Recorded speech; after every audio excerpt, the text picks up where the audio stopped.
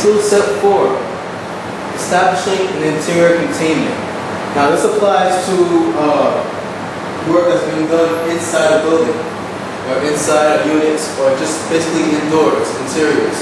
So the first thing you want to do is be sure that you take care of the floors, windows, doors, and the HVAC. Now we're talking about in terms of covering all this stuff so that none of that dust and lead in it is exposed to everything you see here. So the first thing I want to start with actually is HVAC. Any units that you have that's exchanging air can be a problem for dust, especially lead contaminated dust. So if that's the case, the first thing you should do is turn off all the ventilation systems. I'm going to turn off the AC, I'm going to turn off the fan.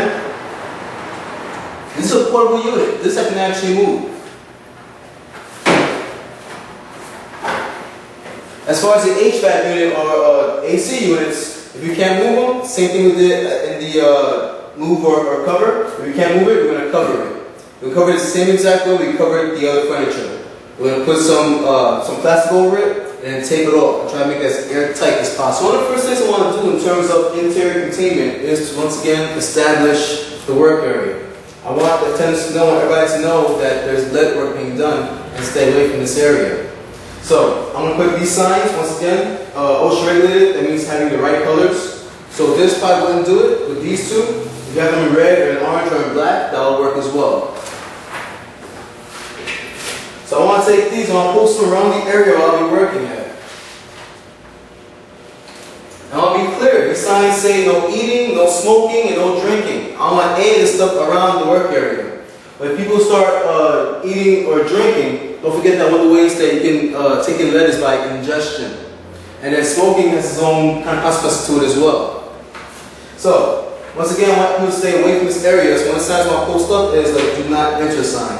And clearly marks danger. Once again, I want to put this in a place where everybody can see it. I want to be sure that this is in the same language of the main language of the building.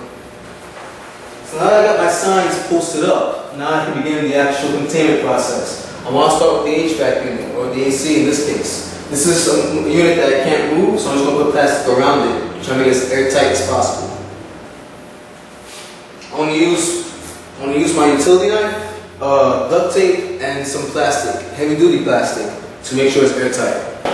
So once you cut a good enough shape to fit around the entire unit, just like the furniture in the previous skill.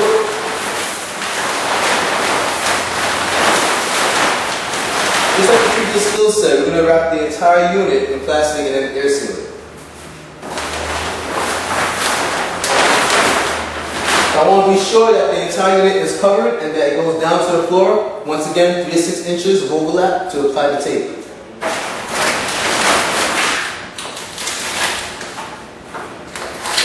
So once the unit is actually airtight, I can move on to the other things we need to air seal.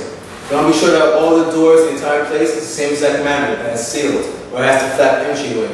When it comes to windows, notice how this one is sealed up, and this one isn't. So I'm going to use, once again, the same kind of plastic all over the window.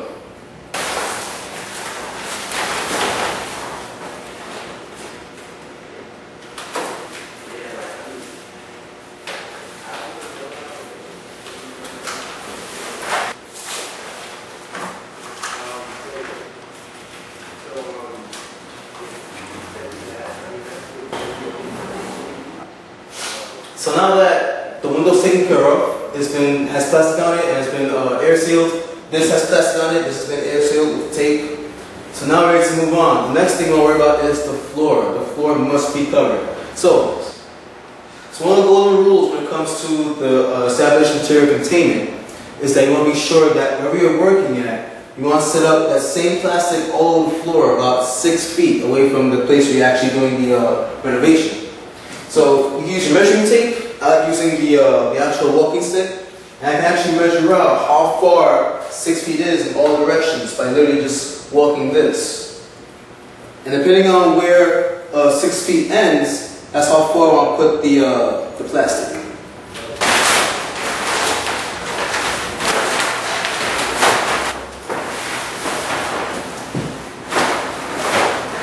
So once your entire area has been covered in the plastic, you can actually begin your work. All these steps should be done before actually doing the lead renovation.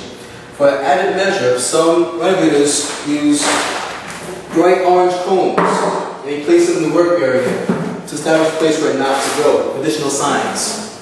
By all means, this is doable if deemed necessary.